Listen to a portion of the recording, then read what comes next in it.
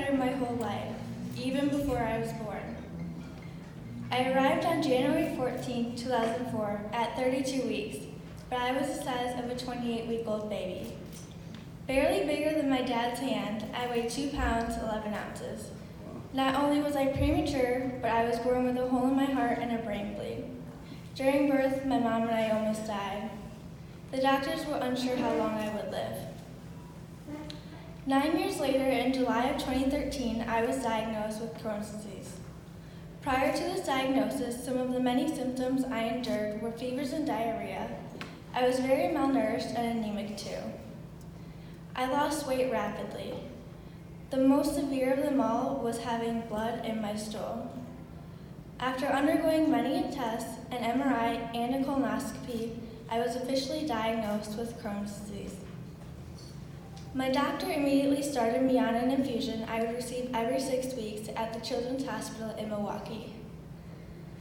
Along with several other medications, I took as oral pills. This drug worked wonders for me, even causing me to reach remission. I was doing well, feeling great. What could go wrong, right? My doctor talked to me before I even started receiving these infusions how my body could build up antibodies to medicines like this, resulting in the medicine no longer working. Since this drug had been working so well for years, I figured that would never happen to me. But I know how unpredictable this disease can be. Deep down, I was scared of the possibility of this medicine no longer working. And in July of 2018, this fear became my reality. My body rejected this drug and I had 2 allergic reactions. They caused my face to flush, my temperature to rise to the point of a fever, my chest and arms to be covered in a red, patchy-looking rash. Together, the infusion staff and my GI doctor decided to give me a steroid through my IV while I finished the rest of my infusion. 6 weeks later,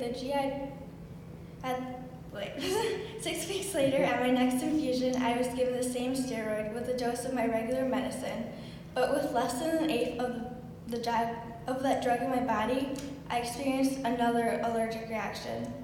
This time, it was much worse. I quickly realized it was becoming hard to breathe.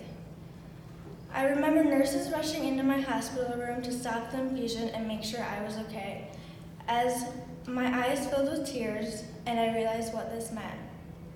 I started crying uncontrollably, scared for what my future would hold. I knew I would no longer be able to receive that life-changing drug. Without enough of that medicine in my system, I had a flare. On August 3rd, I received my first dose of a new drug. At first, I was giving myself the injection every 2 weeks. This amount of medicine was not enough for my body, so I experienced another flare. We decided to switch these injections to once a week and add another weekly injection of a medicine I had previously taken in pill form. These changes helped me to feel a little better and have my disease a little more controlled.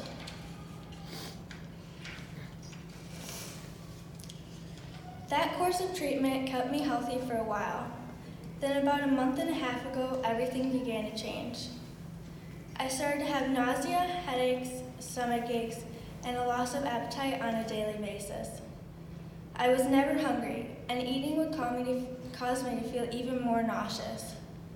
Even though I felt terrible, I pushed myself to go to my school's homecoming dance, which I had been looking forward to for months. I refused to let Crohn's stop me from enjoying life and doing things I love. I had a blast, trying my best to tolerate the pain, until the dance was over and I was at my friend's house for a sleepover.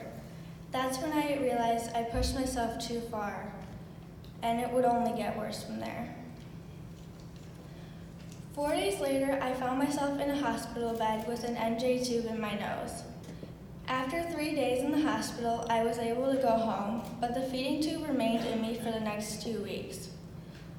During those 2 weeks, I had to give myself feeds through the NJ tube every night, as well as try my best to eat normally during the day. 2 weeks later, I ended up in the hospital again, this time for a surgery. On October 23rd, I underwent anesthesia for a procedure to remove the NJ tube and place a GJ tube in my stomach and intestines. This tube is more permanent and will most likely stay in me for the next 3 to 4 years. This past month has been the worst I've ever faced. We weren't sure I'd even be able to attend this event. I weathered excruciating pain, discomfort, and frustration. But through these experiences, I realized how strong and brave I am. I faced my fear of getting surgery and smiled through a whole lot of pain.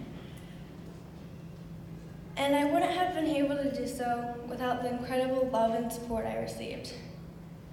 Through the Crohn's and Colitis Foundation, I discovered my favorite place in the world, Camp Oasis. Without camp, I would have never met my incredible best friend, Ashley Simmons, who I could not live without.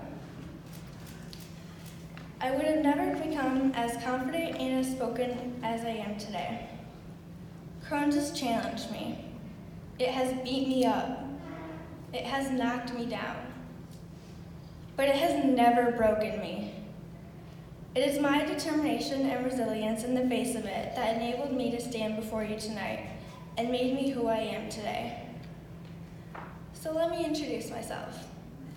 My name is Kenzie Graver, and I am a Crohn's warrior.